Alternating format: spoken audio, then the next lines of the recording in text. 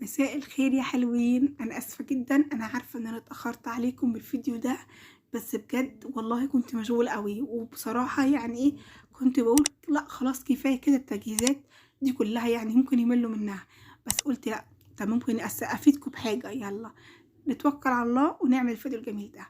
عملت بقى شويه جاتوه، انما ايه بجد عظمه والله العظيم. انا ما كنتش متوقعه اصلا من نفسي ان انا اعمل كل الحاجات الحلوه دي، او اعمل التورتات دي والجاتوهات دي. والله اول مره اعمل اي حاجه بجد. يعني في ناس كتير طلبت مني ان انا اعمل تورتات وحاجات، وانا قلت لهم انا مش عايزه اجازف، انا مش عايزه اعمل حاجه يعني وتكونوا معتمدين عليا. اعمل حاجه انا تكون ليا انا، تمام؟ يعني اجرب في نفسي مش اجرب فيكم. يعني واحده جارتي والله طلبت مني ان انا اعمل تورتايه لبنتها، كان نفسي جدا ان انا اجرب، بس قلت لا. يعني اول ما اجي اعمل في عيد ميلاد بنتها يعني، واخرب الدنيا، افرض ما طلعتش معايا حلوه او ما طلعتش معايا كويسه، اكون عملت ايه؟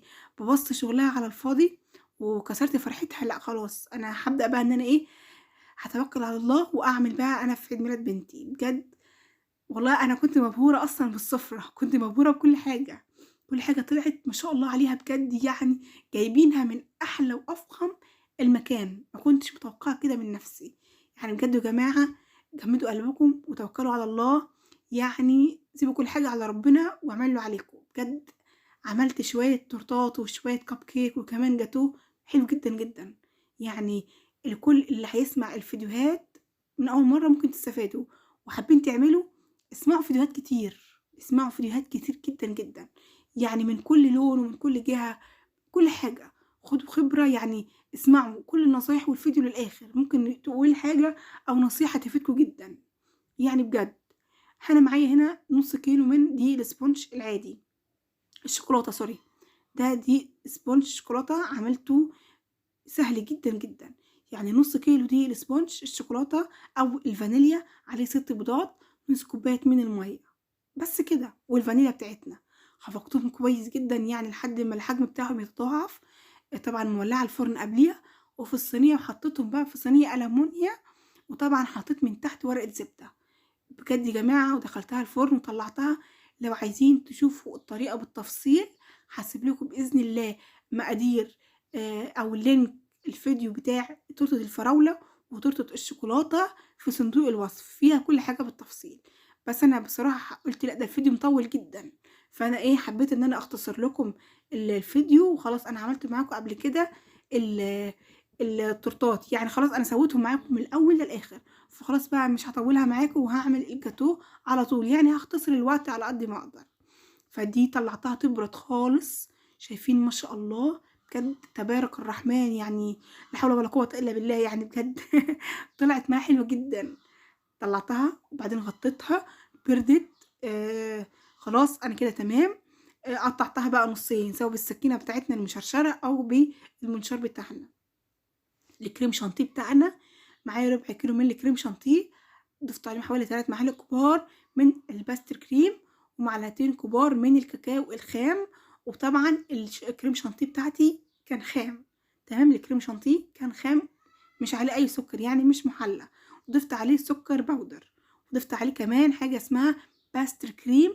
الباستر كريم ده بتخلّي القوام عندي متماسك جدًا جدًا، موجود عندي في أي عطار. الربع كيلو ب20 جنيه.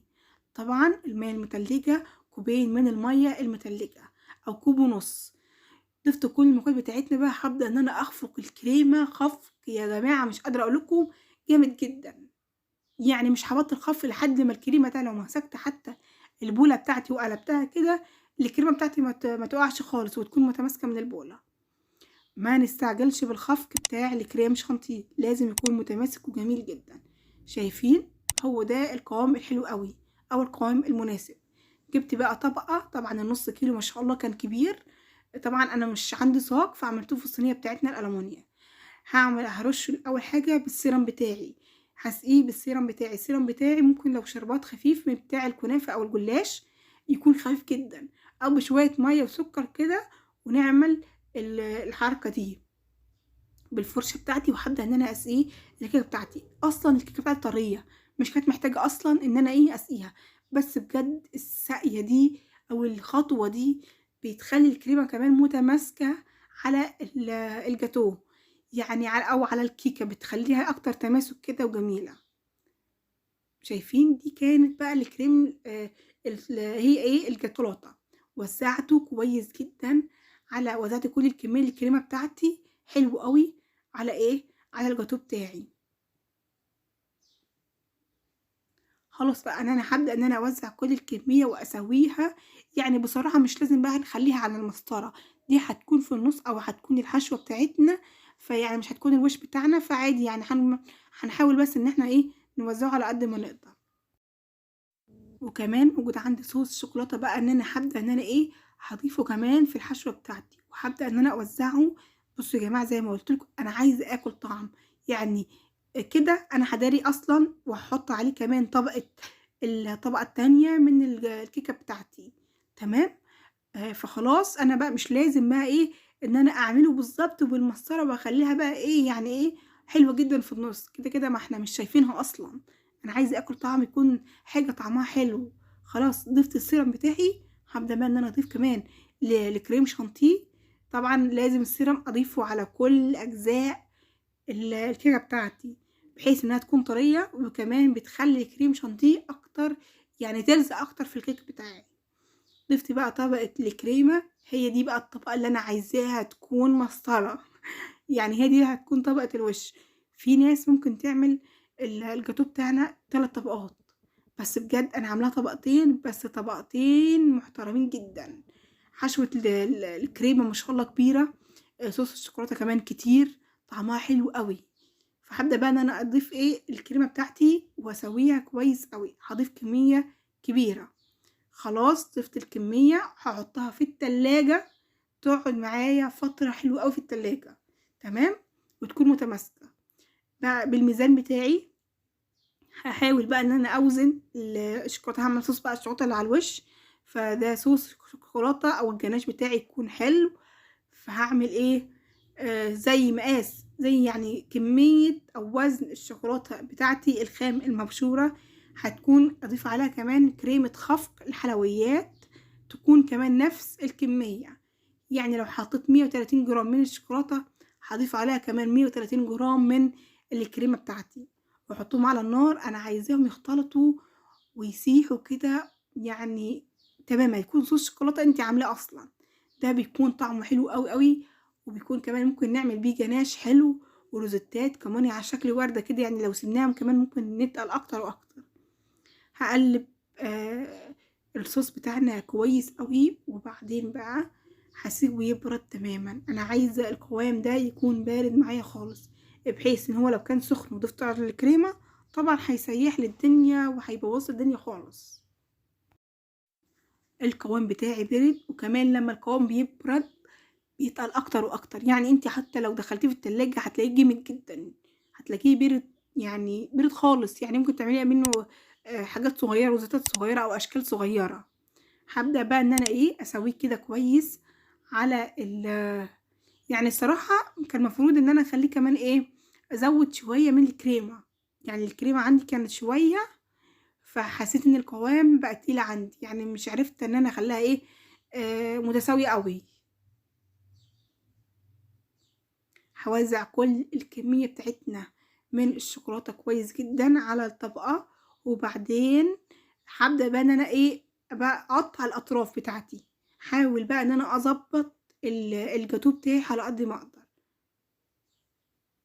شايفين؟ لازم نستفاد بكل معلومة احنا بنقولها، عشان لو بجد اول مرة يطلع معانا كويس. ما يهمكوش مش شكل كده كده، يعني شكله جميل واهم حاجة الطعم يا جماعة. والله العظيم طعمه بجد كان احلى 100 مرة من اللي بتشتريه من بره. كل حاجة انت عارفاها في بيتك عاملاها مضمونة 100%. بجد حلوة جدا. بدأت كمان ان انا ايه اشيل الاطراف بتاعتي. خلاص انا مش عايزة الاطراف بتاعتي طبعا شكلها مش مناسب، مش مديني الشكل المطلوب، فهبدأ خلاص ان انا هستغنى عنها. طيب هنرميها الاطراف بتاعتنا؟ ابدا، ما ترميش اي حاجة، خلي ولادك عندك يعني ياكلوها. ما يعني كليها وانتي واقفة، حتى ما ترميهاش، كلها طعمها حلو قوي. تمام. الاطراف بتاعتنا فيها كريمة، فيها صوص شوكولاتة، فيها كيكة كمان حلوة جدا، يعني مش وحشة خالص. فهبدأ ان انا اشيل الاطراف بتاعتي كويس قوي، بحيث ان انا عايزة القطع عندي تكون مستقيمة وتكون كويسة. خلاص بقى شلت الاطراف بتاعتي كلها. هبدا بقى ان انا ايه هحطها في التلاجة تبرد كويس عشان اعرف اقطعها. انا عايزاها تبرد كويس جدا. طيب بصراحة يا جماعة حصلت لي ايه، قلت خلاص وصفتي خربت وخلاص وصفتي باظت، الجاتوه بتاعي مش عاد نافع، باظ. وانا بدخله وانا بقى سوري بطلعه من التلاجة، الوش لزق عندي في التلاجة كده في الرف، لزق عندي خلاص. قلت استعوض الله في البتاع، قلت لا انا هرميها يعني خسارة، ده متكلفة وحلوة يعني ايه، حتة نشالت ومش عاد متبقى عندي صوص شوكولاتة، فمتبقى عندي شوية نوتيلا، فلا هنمشي نفسينا، هنسيح شوية نوتيلا كده بشوية زيت او شوية نوتيلا كده على حمام ماء ونحطهم على الوش كده. كده كده اصلا انا عاملة للبيت وللولاد، يعني مش محدش هبيعه يعني ولا فاتحة محل، لا خالص، يعني مش في حاجة هتبوظ مننا، نسلك يعني ايه زي ما بيقولوا، مفيش قالك اتصرف، فاتصرفي على قد امكانياتك وعلى قد الحاجات الموجودة عندك في البيت. وطبعا تقطيعة الجاتوه زي ما انت عايزة، ان شاء الله لو عملتها قطع صغيرة جدا براحتك، يعني انت بيتك عارفة ايه مقدار بيتك، عارفة ان كمية الناس اللي هتجيلك، اعملي زي ما تحبي، عايزة تعملي كمان في البيت وما يعني مش لازم كمان عيد ميلاد وتفرحي الولاد، اي مناسبة اعمليه.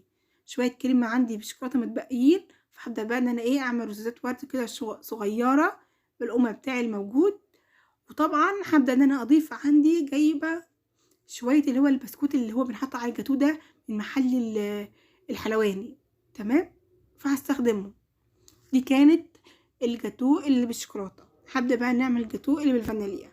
حبيت ان انا اعمل اول حاجة طبعا الكريمة، هبدأ اول حاجة بالكريمة زي ما عملنا في الكريمة بتاعت الشوكولاتة اللي هي الجاتوه الشوكولاتة، هنعمل كمان الكريمة هنا. ربع كيلو من الكريم الخام، نص كوباية من السكر البودر او زي ما تحبوا ممكن نضيف كوباية يعني حسب انتوا عايزينه مسكر ولا لأ. وهنضيف كمان 3 معالق كبار من الباستر كريم وكوبايتين من مية متلجة، مية تكون متلجة جدا، تكون حطاها كده في الفريزر وتكون تلجت لدرجة انها خلاص داخلة على مرحلة التجميد. وهبدأ بقى ان انا ايه اخفقهم كويس جدا، اخفقهم، مش عايزين بقى نزيد ونعيد انا عايزة القوام يكون عندي متماسك قوي.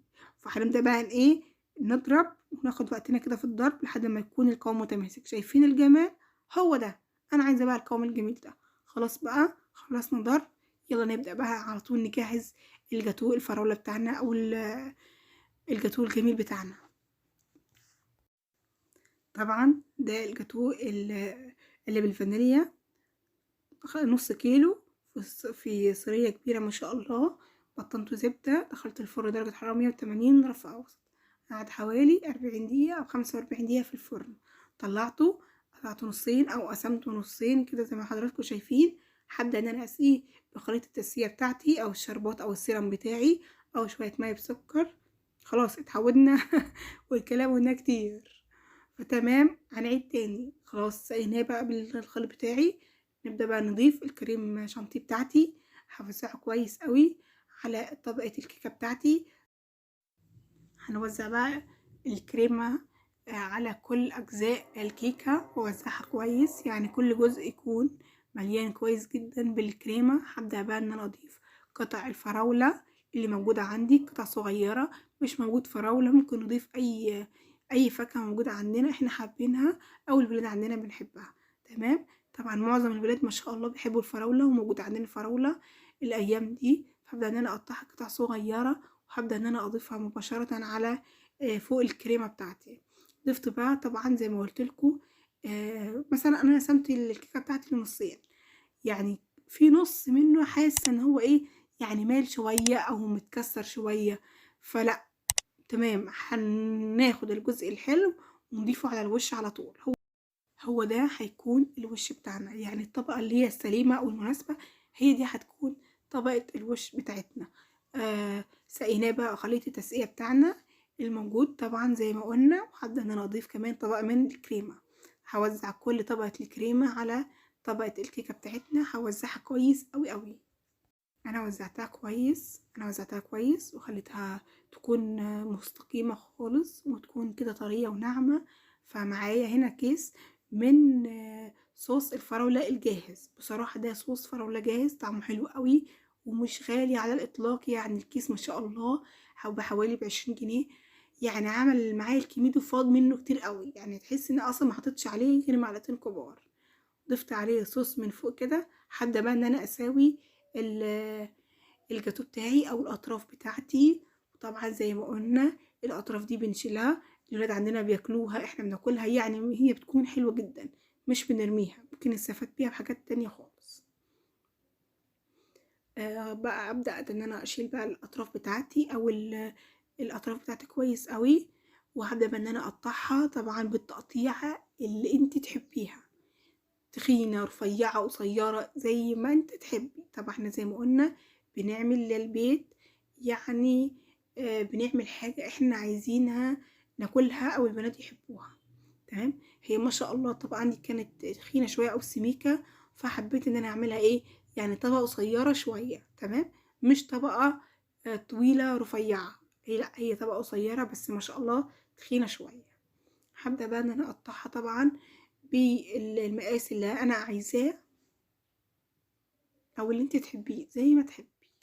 وكل مرة طبعا لازم نمسح السكينة بتاعتنا كويس. ودي كانت وصفتنا النهاردة، عملنا مع بعض شوية جاتوه، انما بجد يعني كمية في الجمال والحلاوة. بجد كان حلو قوي قوي قوي بطريقة جميلة. الناس عندنا هنا انبهروا قد ايه انت عاملة كل الحاجات دي لوحدك. ايوه عاملاها، وكمان لأول مرة في حياتي اعمل جاتوه وتورته واعمل كل حاجة بنفسي. يعني بجد انا كنت فخورة بنفسي قوي اليوم ده، والله كنت فخورة بنفسي جدا ان انا عملت حاجة جميلة كده وفي البيت، وكمان عجبت اللي عند الولاد قوي. فدي كانت وصفتنا النهاردة، يا رب تكون عجبتكم. قبل بقى ما نخلص الفيديو أتمنى منكم تعملوا لايك وتشتركوا في القناة وتفعلوا زر الجرس عشان يوصلكم كل جديد. وبألف هنا وشفا على قلوبكم يا رب. وبإذن الله أنزل لكم فيديو تورتة الفانيليا والفراولة وكمان الكب كيك في صندوق الوصف، وإن شاء الله تستفادوا منه على قد ما أقدر، بحاول أفيدكم. وبألف هنا وشفا على قلوبكم.